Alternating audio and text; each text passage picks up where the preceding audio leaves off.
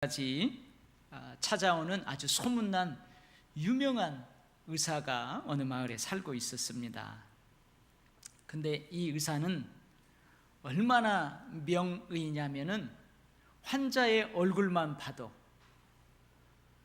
환자의 걸음걸이만 봐도 어디가 아픈지 정확하게 알아냈습니다. 그의 진찰과 처방을 받은 환자들은 다 건강을 되찾게 되었습니다. 그러니 많은 환자들이 먼 길을 마다하지 않고 그를 찾아왔어요. 이런 사람들은 좀 오래 살아야 돼요. 빨리 하나님이 데려가야 돼요. 오래 살아야 되죠. 그래서 오래오래 살다가 이제 나이가 들어 임종을 앞두게 되었습니다. 이 소식을 듣고 그 마을 사람들이 찾아왔어요. 뿐만 아니라 이 사람에게 치료를 받았던 먼 마을에 있는 많은 사람들로 달려와서 아쉬움으로 그의 임종을 지켜봤습니다. 죽음을 앞둔 그 의사 선생님이 자신의 임종을 지켜보는 많은 사람들에게 유언처럼 말합니다. 여러분, 나보다 훨씬 훌륭한 3명의 의사를 소개할 테니 여러분 꼭 그 의사 처방대로 사십시오. 3명의 의사를 소개했어요. 그 의사의 이름은 음식, 수면, 운동이었습니다. 음식은 위장의 75%만 채우고 절대로 가져가지 마십시오. 잠은 충분하게 자고 열심히 걷다 보면 웬만한 병은 다 나을 것입니다 하고 막 숨을 거두려고 마지막 숨을 몰아셨어요. 근데 어렵게 다시 말을 이어갑니다. 그런데 음식, 수면, 운동은 다음 2가지 약을 함께 복용할 때 큰 효과가 있습니다. 그러니까 그 주변에 있던 사람들이 그 이전보다도 귀를 쫑긋하고 그 의사의 말을 들었어요. 육체와 더불어 정신 건강을 위해 꼭 필요한 것은 웃음과 사랑입니다. 육체만 건강한 것은 반쪽 건강입니다. 정신과 육체가 고루 건강한 사람이 되십시오. 웃음은 평생 꾸준히 복용해야 합니다. 웃음약은 절대 부작용이 없습니다. 안 좋은 일이 있을 때는 많이 복용하십시오. 사랑약은 비상약입니다. 수시로 복용하십시오. 의사는 자신이 살면서 깨달은 가장 중요한 것을 알려준 후에 평안한 모습으로 조용히 눈을 감았습니다. 그런데 여러분, 이 훌륭한 의사가 발견하지 못한 2가지 약이 더 있어요. 2가지 약이 더 있어요. 지금 알려드릴까요? 아니면 제가 임종 직전에 여러분들에게 알려드릴까요? 오늘 추석이니까 추석 선물로 오늘 알려드리겠습니다. 바로 구약 그리고 신약입니다. 어제 제가 설교를 준비하다가 다 이제 준비를 해놓고 제 아내한테 물어봤어요. 여보, 내일 설교 제목이 이 약이 건강을 지킵니다 라는 제목인데 여보, 이 약이 무슨 약인 줄 알겠어요? 그러면 좀 알아도 모르는 척 하면서 그래 여보, 무슨 약이야? 내일 당신 설교 꼭 들어야 되겠다. 그래야 되는데 여수같이 신약하고 구약 아니야? 탁 알아맞추는 거예요. 여러분들도 다 알고 계시죠? 신약하고 구약입니다. 날마다 이 약을 먹는 사람은 육체뿐만 아니고 정신 건강도 지킬 수 있습니다. 그리고 이 명의가 알지 못했던 이 약을 먹는 사람은 영적 건강도 지킬 수 있습니다. 죽은 자 가운데에서 살아나는 부활, 신비한 영적 건강도 지킬 수 있습니다. 할렐루야. 오늘 본의 아니게 제가 약장사가 됐어요. 근데 이 구약하고 신약, 하나님의 말씀인 이 구약하고 신약은 일반 약과 다른 게 있어요. 하나님의 말씀인 구약 신약은 특별한 때에만 복용하는 약과는 다른 거예요. 감기약은 어떤 때 먹습니다? 어떤 때 먹어요? 내가 감기 걸렸을 특별한 그때만 먹는 거예요. 평상시에 감기도 안 걸렸는데 그 감기약, 그 항생제 매일매일 먹는 사람 있어요? 없어요. 위장약도 위벽이 헐었거나 이 위에 염증이 생겼을 그 특별한 때에 그 복용하는 것입니다. 그런데 하나님의 말씀인 구약 신약은 이렇게 특별한 때만 복용하는 약과는 달라요. 또한 하나님의 말씀인 구약과 신약은 건강 보조 식품하고도 다릅니다. 좀 피곤하다, 활력이 없다, 면역력이 약했다. 그러면 비타민 C를 시작으로 해가지고 여러 가지 보양제, 강장제를 건강 보조 식품으로 먹습니다. 근데 이런 건강 보조 식품하고는 이 구약 신약은 달라요. 하나님의 말씀인 구약 신약은 어떤 문제가 발생한 특별한 때만 섭취하는 약이 아니에요. 우리의 건강을 보조해주는 보조식품처럼 보조를 위해서 섭취하는 것이 결코 아니라는 말씀이에요. 하나님의 말씀인 구약과 신약은 매일매일 먹어야만 하는 양식, 밥과 같은 것입니다. 그래서 하나님의 말씀을 뭐라고 그래요? 생명의 양식이라고 그러잖아요. 광야에서 이스라엘 백성들은 매일매일 하루의 생명을 위해서 하늘에서 내리는 만나를 해 뜨기 전에 거두어 먹어야만 했습니다.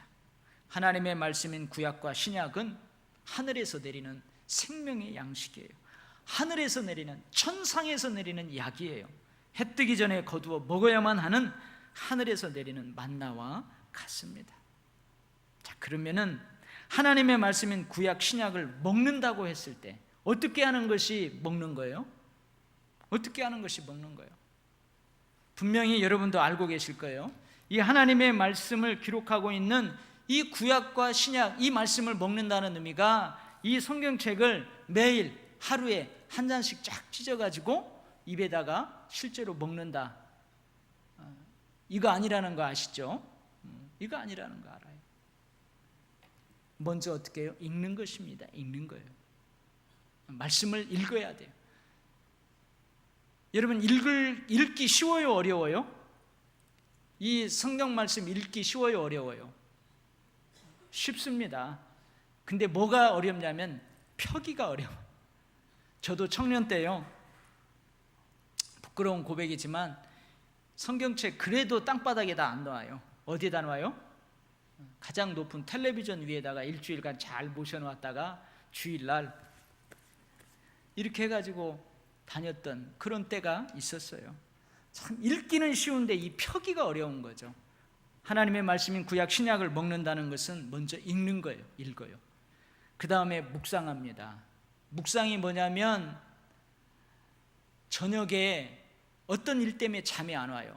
그러면 여러분 뒤치락 앞치락 하면서 그 일에 골몰합니다. 이 문제를 어떻게 해결해야 되나? 어떻게 하지? 이게 묵상하는 거예요. 하나님의 말씀을 묵상합니다. 그리고 묵상 중에 주신 말씀, 즉 깨닫게 된 것을 적용합니다. 내가 살아가면서 실천하는 것입니다. 때로는 가르침을 받습니다. 읽고 묵상하는 차원을 넘어 공부합니다. 설교를 잘 듣습니다. 그리고 역시 깨닫게 된 것을 적용하며 실천합니다. 이것이 하나님의 말씀인 구약과 신약을 먹는다는 의미예요. 저하고 함께 상상력을 동원해 가지고 여러분들도 한번 생각해 보세요. 온 대지가 가뭄으로 쭉쭉 갈라져 있어요. 근데 극심한 가뭄 후에 막 장대비가 내립니다. 이 장대비는 복된 비예요. 복된 비가 내려요. 모두가 뛰쳐나가서 즐거워하고 기뻐합니다. 모든 땅에 장독대의 모든 물 항아리에 물이 가득 찹니다. 그런데 그 복된 비가 전혀 채워지지 않는 물 항아리가 있어요. 어떤 물 항아리에 물이 채워지지 않을까요? 바로 뚜껑을 열어놓지 않은 물 항아리에는 아무리 장대비가 쏟아져도 물이 채워지지 않습니다.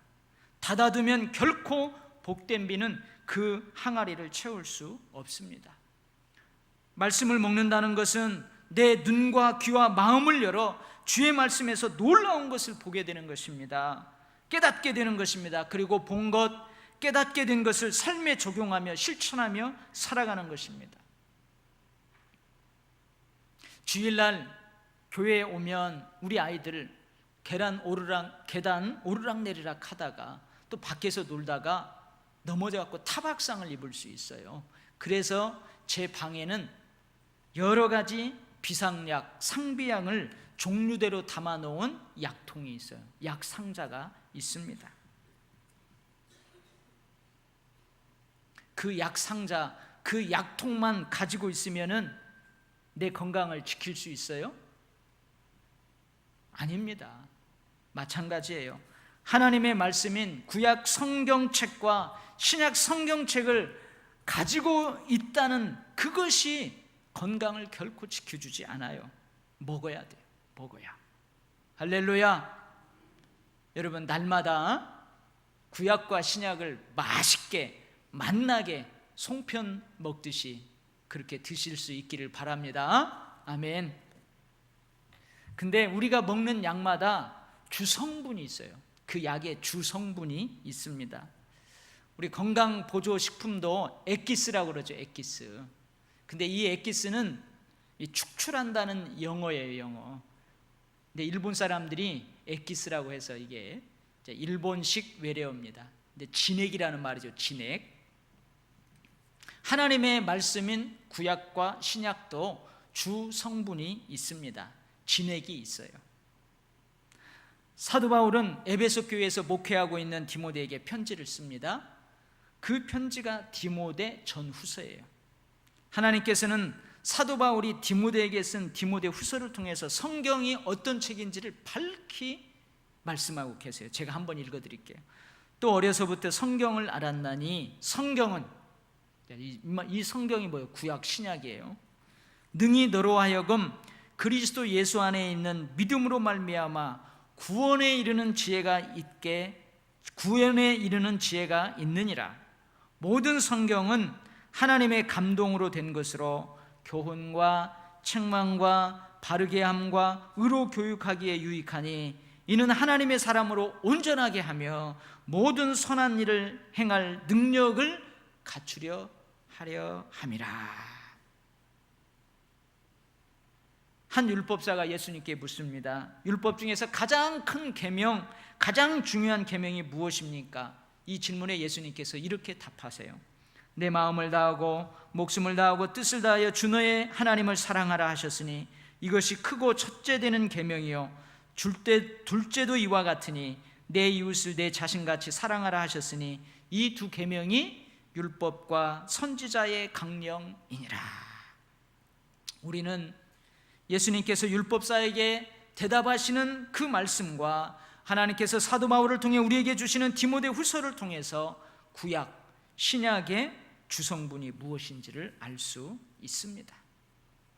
근데 제가 설교를 준비하다가 이 구약, 신약의 주성분이 무엇인지 이제 설교 원고를 써나가려다가 딱 멈췄어요.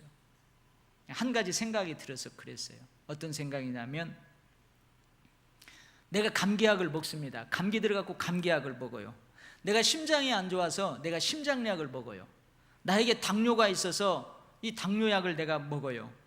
근데 감기약을 먹는 그 사람이 감기약의 주성분을 확실히 알고 먹어요? 모르고 먹어요?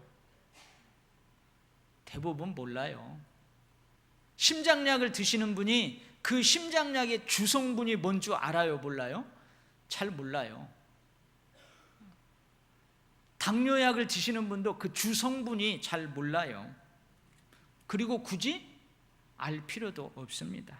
왜 그렇습니까? 약을 먹는 나에게, 약을 먹는 사람에게 중요한 것은 그 약의 주성분을 아는 것이 아니에요. 그 약을 먹었을 때 우리 몸에서 일어나는 그 약의 효능을 보는 것, 이것이 더 중요합니다. 감기약을 먹고 감기가 낫는 것, 심장약을 먹고 심장이 좋아지는 것, 당뇨약을 먹고 더 이상 당뇨로 고생하지 않는 것, 건강 보조식품을 먹고 면역력도 증가되고 건강도 좋아지는 것, 이렇게 그 약의 효능을 보는 것이 중요합니다. 의사가 처방해 준 약을 꾸준하게 의사가 처방해 준 대로 먹으면 효능을 보게 됩니다. 의사가 처방해 준 약의 주 성분을 몰라도 이렇게 처방대로 꾸준하게 먹으면 그 약의 효능을 보게 됩니다. 그 효능을 보는 것, 이것이 약을 먹는 그 사람에게는 더 중요한 것입니다. 구약, 신약도 마찬가지예요. 설령 여러분들 가운데에 구약과 신약의 주 성분을 잘 모를 수도 있어요. 몰라도 돼요. 하지만 꾸준하게 먹으면 됩니다. 잘 몰라도 꾸준하게 펴서 읽고 묵상하고 실천하고 매일매일 꾸준하게 그렇게 살아가는 거예요. 매일매일 먹는 아침, 점심, 저녁, 밤처럼 성가시럽더라도, 귀찮더라도, 힘들더라도 매일매일 말씀을 읽고 묵상하고 배우고 생활에 적용하며 실천하는 것입니다. 그러다 보면 그 말씀의 효능을 내가 보게 돼요. 할렐루야. 그래서 오늘 구약의 말씀 시편 119편은 이제 그 효능이 무엇인지 나와 있어요. 근데 이 119편은 여러분 성경을 딱 보세요. 구약 성경에서 가장 긴 본문이에요. 176절까지 있습니다. 근데 이 176절 모두 하나님의 말씀에 관한 내용이에요. 주의 말씀, 주의 율례, 주의 증거 다 관련 있는 말씀이에요. 하나님의 말씀을 읽고 묵상하고 배우고 깨닫고 전심으로 지켜 행하는 자는 복이 있도다. 이런 고백으로 시작합니다. 1절 말씀, 행위가 온전하여 여호와의 율법을 따라 행하는 자들은 복이 있으며 여호와의 증거들을 지키고 전심으로 여호와를 구하는 자는 복이 있도다.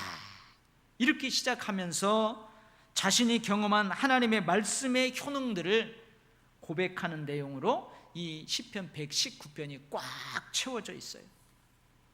오늘 설교 말씀으로 주신 본문에서 고백하는 말씀의 효능입니다. 25절, 내 영혼이 진토에 붙어 싸우니 주의 말씀대로 나를 살아나게 하소서. 28절, 나의 영혼이 눌림으로 말미암아 녹사오니 주의 말씀대로 나를 세우소서. 29절, 거짓 행위를 내게서 떠나가게 하시고 주의 법을 내게 은혜로이 채우소서. 31절, 내가 주의 증거들에 매달려 싸우니 여호와여 내가 수치를 당하지 말게 하소서. 하나님의 말씀의 효능입니다. 나를 살아나게 합니다. 나를 높은 곳에 안전한 곳에 세워주십니다. 내게서 떠나가야 할 것들로 떠나가게 하시고 내게 채워져야 할 것들로 채워지게 하십니다. 내가 수치를 당하는 위축된 인생을 살기보다는 자신감 있게 당당하게 달려가는 인생을 살게 하십니다. 할렐루야. 여러분, 이 말씀의 효능을 체험하시기를 주의 이름으로 축복합니다. 오늘 신약의 말씀 요한복음 15장은 예수님께서 포도나무의 비유를 통해서 말씀의 효능을 우리에게 가르쳐주고 있어요. 10절 말씀, 내가 아버지의 계명을 지켜 그의 사랑 안에 거하는 것 같이 너희도 내 계명을 지키면 내 사랑 안에 거하리라. 무슨 말이에요? 예수님의 말씀을 내가 먹어요. 예수님의 말씀을 내가 꼭꼭 씹어서 먹으면 나에게 먹힘받은 예수님이 내 안에 계세요. 내가 예수님 안에 있고 예수님이 내 안에 있어요. 그러면 7절 말씀, 너희가 내 안에 거하고 내 말이 너희 안에 거하면 무엇이든지 원하는 대로 구하라. 그리하면 이루리라. 기도가 잘 안 되세요? 기도 잘 안 돼요? 기도에 응답하시는 주님의 음성을 잘 못 듣습니까? 기도에 응답하시는 주님의 역사하심, 그 역사하심을 못 느낍니까? 그러면 한번 자신을 점검해 보세요. 날마다 하나님의 말씀을 읽고 묵상하고 실천하고 있는지, 힘들고 귀찮고 번거롭더라도 날마다 구약과 신약을 날마다 먹고 있는지 자신을 돌아봐야 합니다. 8절 말씀, 너희가 열매를 많이 맺으면, 이 말이 무슨 말이냐면 예수님의 말씀이 내 안에 거하면 열매를 많이 맺게 돼요. 그러면 내 아버지께서 영광을 받으실 것이고, 내가 영광 받는 게 아니고 내 아버지께서 영광을 받을 거고, 나는 예수님의 제자가 된대요. 11절 말씀, 내가 이것을 너희에게 이르면 내 말에 거하라는 것. 날마다 말씀을 먹어라. 그래서 네 안에 내가 있고 내 안에 너가 있을 수 있도록 하라. 이렇게 미리 말하는 것은 내 기쁨이 너희 안에 있어 너희 기쁨을 충만하게 하라. 기쁨을 충만하게 하라. 나 열심히 살았어요. 나 진짜 열심히 살았습니다. 나 성실하게 일해요. 근데 내 영광 어디 갔어요? 내 영광 어디 갔어요? 나 믿음 지켰어요. 나 충성하고 있어요. 다른 사람하고 비교하면 안 되겠지만 비교해 봤을 때에도 나 믿음 뒤처지지 않아요. 나 충성 봉사하는 거 뒤처지지 않아요. 근데 내 영광 어디 갔어? 예배, 직분, 내게 맡겨준 사명, 다른 그 어떤 누구보다도 훌륭하게 감당했어요. 진짜 훌륭하게 감당했어요. 근데 왜 알아주지 않아요? 내 영광은 어디 갔어요? 내 칭찬은 어디 갔어요? 그리고 대신 왜 멸시천대만 있는 거예요? 그래서 너무 섭섭하고, 그래서 감사보다는 불평, 그래서 기쁨보다는 슬픔, 혹시 이런 생각이 드시는 때가 많습니까? 혹시 이렇게 행동하는 때가 많습니까? 제가 추석날 또 설날 명절 때 되면은 가끔 들려주는 시가 있지요. 아마 여기 예배드리는 분들 가운데에는 이 시를 여러 번 들으신 분도 계세요. 근데 처음 듣는 분도 계실 텐데, 앞으로 제가 도율교회에서 목회하면서 이 시 명절 때마다 자주 들려드릴 겁니다. 이미 알고 있어도 한번 가볍게 한 번 더 들어주시기 바랍니다. 며느리를 위한 시, 누가 썼는지는 몰라요. 음식 장만 내가 했네, 지들은 놀았다네. 잘하는 건 지들이네, 이내 몸은 부엌 있네. 제사 종료 식사하네, 다시 한번 바쁘다네. 이내 손은 2개라네, 지들 손은 엄청 많네. 그래봤자 내가 하네, 지들끼리 먹는다네. 손님들이 일어나네, 이제서야 간다 하네, 바리바리 싸준다네. 내가 한 건데 다 싸준다네. 아까워도 줘야 하네, 그래야만 착하다네. 남자들도 일한다네, 병풍 걷고 상 접었네. 무지막지 힘들겠네, 에라 나쁜 놈들이네. 명절 되면 죽고 싶네, 일주일만 죽고 싶네. 10년 동안 이 짓 했네, 40년은 더 남았네. 아마 제사를 지내는 거 보니까 예수 믿는 며느리는 아닌 것 같아요. 예수 믿는 가정은 아닌 듯합니다. 혹시 예수 믿는 며느리, 예수 믿는 가정에서 이런 시가 나오면 되겠어요? 안 되겠어요? 오랜만에 모인 식구들을 위해서 음식 장만합니다. 상 차립니다. 물론 힘들어요. 그렇다고 예수 믿는 며느리가 이렇게 원망, 불평 가득하면 되겠어요? 안 되겠어요? 정성껏 맛있게 가족들을 위해서 장만했어요, 음식. 근데 맛있게 먹었어요. 그러고도 남았어요. 그러면 어떡해요? 동생네 집도 싸주고 시누이 집도 싸주고. 여러분, 바리바리 싸주는 거 얼마나 뿌듯합니까? 얼마나 뿌듯해요. 그런데 예수 믿는 며느리가 이거 내가 다 만들었는데 그것을 아까우면 되겠어요? 안 되겠어요? 그래도 그렇지요. 아내, 며느리가 그렇게 고생 마다하지 않고 정성을 다했으면 도와줘야 될 거 아니에요. 나 몰라라 하는 예수 믿는 남편, 예수 믿는 시누이들, 예수 믿는 도련님들, 이러면 되겠어요? 안 되겠어요? 그래도 혹시 명절 때 예수 믿는 며느리가, 예수 믿는 아내가 좀 힘들다고 불평하면 우리 남편들, 시어머니들은 그거 잘 받아주시기 바랍니다. 아멘 안 하시네. 그리고 며느리들은 특별히 명절 때 고향에 내려갈 때에는 특별히 며느님들 하나님의 말씀인 구약, 신약, 이 약 많이 드시고 내려가시기 바랍니다. 사랑하는 성도 여러분, 하나님의 말씀의 효능은 원망이 아닙니다. 불평과 불만과 불안이 아닙니다. 하나님의 말씀의 효능은 기쁨과 즐거움, 사랑과 평안입니다. 모든 영광은 누구에게? 하나님께. 모든 영광은 시어머니에게. 모든 영광은 하나님께예요. 그리고 모든 축복은 내게, 내 가정에게, 내 가문에게. 여러분, 이것이 하나님의 말씀인 구약과 신약을 꾸준하게 복용하는 사람에게 나타나는 효능입니다. 오늘 추석날 아침 제가 본의 아니게 약장사가 되었어요.